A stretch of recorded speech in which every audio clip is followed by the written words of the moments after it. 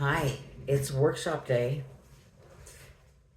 What we're going to do today is move our healing journey into a more concrete direction.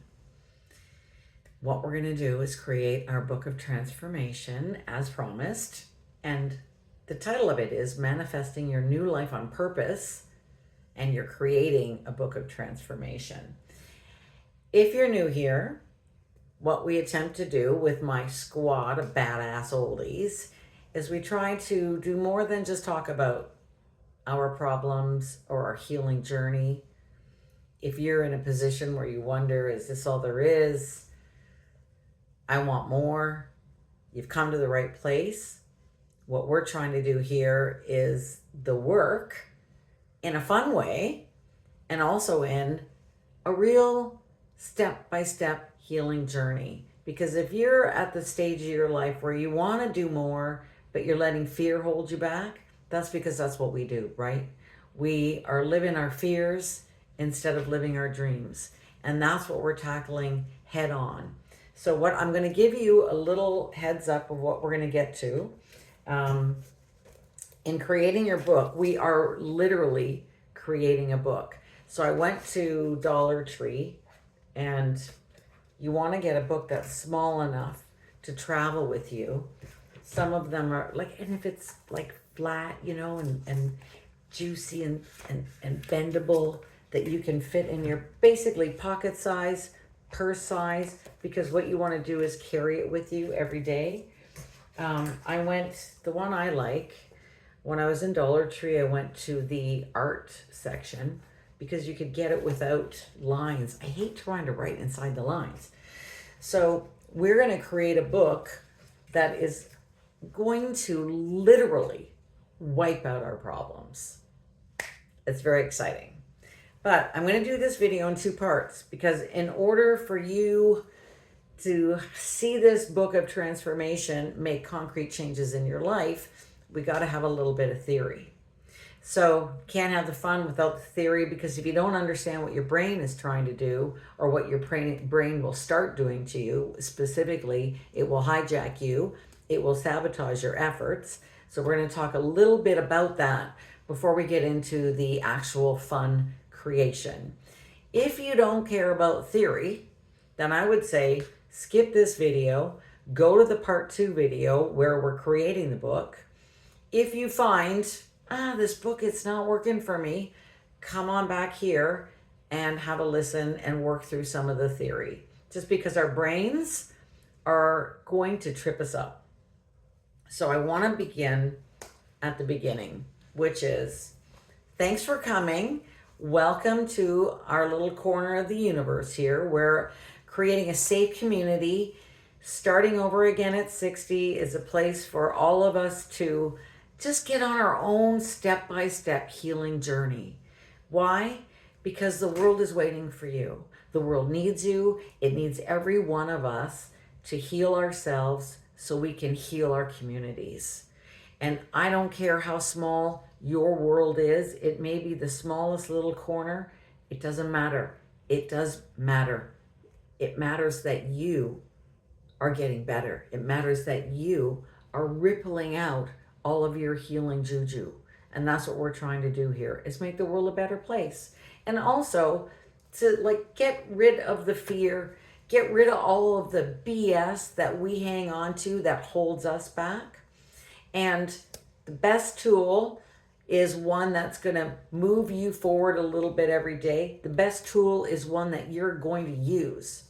And that's what we're trying to do, is get kind of away from just talking about it and getting right into making it happen.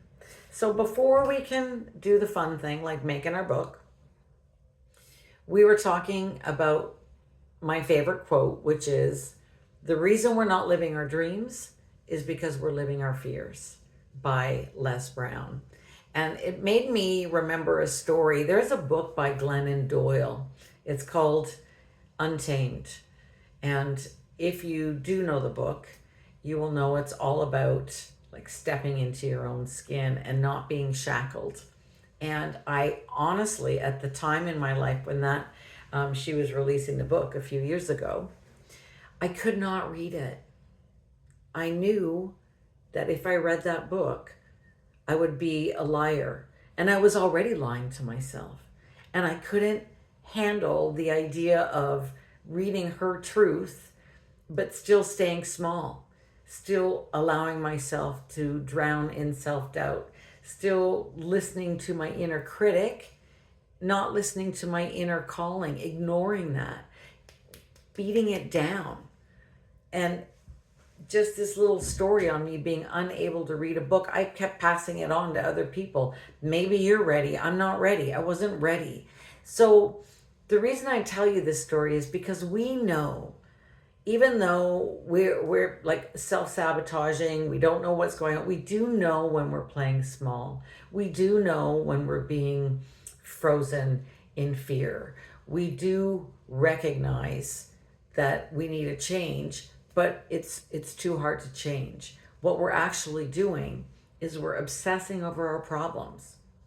We're obsessing over what our worries are. We're obsessing over what happened in the past. We've got anxiety about what could happen in the future. And this leads us to the part of our brain that is the best at assisting us in this endeavor of fear and worry and anxiety is your amygdala. So we're going to talk briefly about the amygdala, which is that old, ancient, instinctive part of your brain, kind of based on instinct, emotion. It is driving self-sabotage only because of perceived risk. The job of your amygdala is to keep you safe, to keep you alive. So your amygdala doesn't care if you're happy or if you're thriving or, oh, life is so wonderful. No. It doesn't care about that at all. Because you know what your brain is? Your brain is this big prediction machine. And your amygdala is the driver. And it is telling you, okay, based on what happened in the past, that's what we're going to assume for you is, we're going to assume the worst case scenario.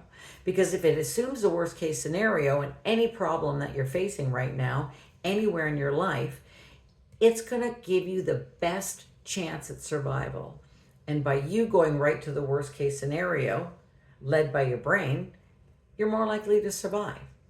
So that's something that we want to keep, we want to be aware of, because our brain will naturally go there. It's going to naturally keep us in that safe, known, predictable outcome. And you know what another thing your brain is doing? It's called negativity bias. And that is when we remember things that are negative way more than we remember the positive things. Did your mom or your parents ever say that to you? Why can't you kids remember the good times? You only ever talk about the bad times. That's because it's another survival aspect of our brains. Our brain is going to keep you safe from any threats. And anything negative that happened based on what your brain perceived in your experience or in your reality, because of that negativity, it is going to increase your chances of survival. But the more negative we are, the more negativity we allow and perceive, then we become depressed, we are getting really stressed out, and your brain's default, again, is that prediction machine based on past experience, your past reality, and it's going to take all of those past experiences and put them into your future, because that's the best way to keep you safe. So we want to be aware of that, because your brain is going to kick in once we start building our book. Your brain is going to start screaming at you. Wait for it, because it's going to be interesting. You're going to start learning about some of your subconscious, unconscious belief systems. They're going to start rising to the top. Now, one of the most amazing things about your brain is called the RAS, the reticular activating system. And what this is, it's almost like a searchlight. It's going to look around for anything that you are always thinking about. You know how the teachers tell us we have 60 to 70,000 thoughts a day? There's no way we can do anything with that much information. So your brain is your RAS is really like a filtering system. and it's going to show you what you most believe in. So if you're believing in everything is going wrong for me right now, or I don't have enough money, or I can't get a job, it's going to show you everything that fits in with what your belief system is.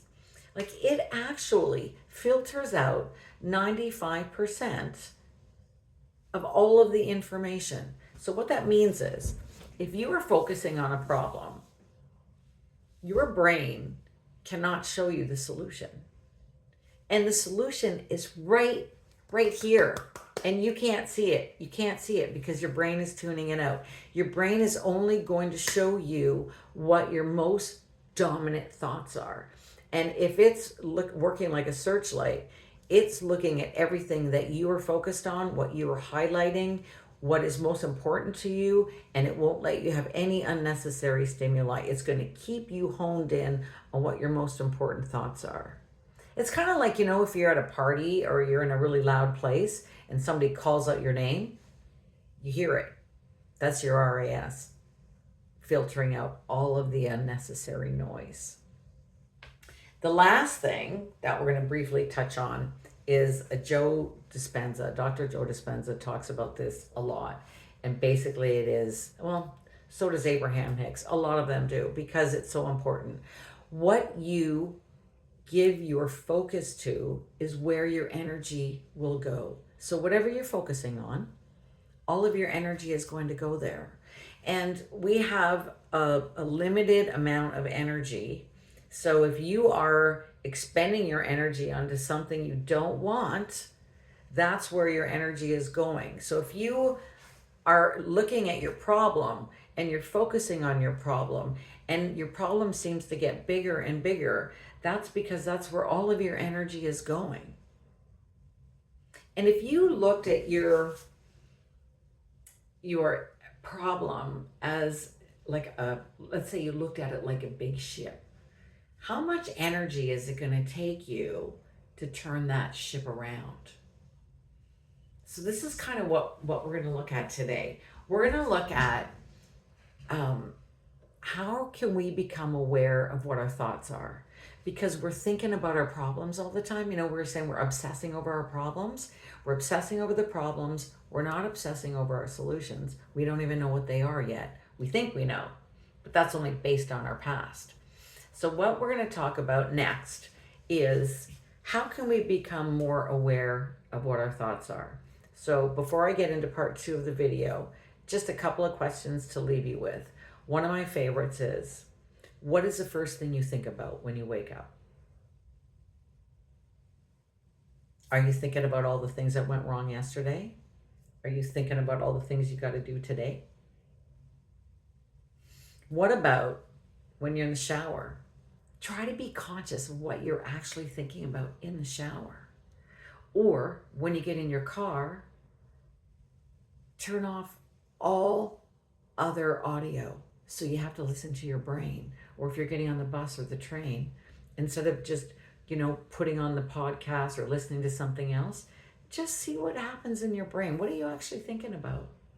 Because sometimes we don't even realize that we're obsessing over our problems. So that's what I want you to do. I want you to take a couple of minutes, think about, what are the problems? Do I even know what I'm thinking about? Do I know what I'm ruminating on? What is it that keeps looping in your mind? What are you afraid of? That's one of my favorite questions to myself. What am I afraid of in this relationship? What am I afraid will happen with this job? What is really worrying me about my health? What's really, obsessing me over what could go wrong in my future? So I want you to take a few minutes and start thinking about what's happening in your life right now that you don't want. That's all. What is it that you keep thinking about that you don't want? Next, we're going to get into part 2 and create our book. So take a few minutes and I'll catch you in part 2.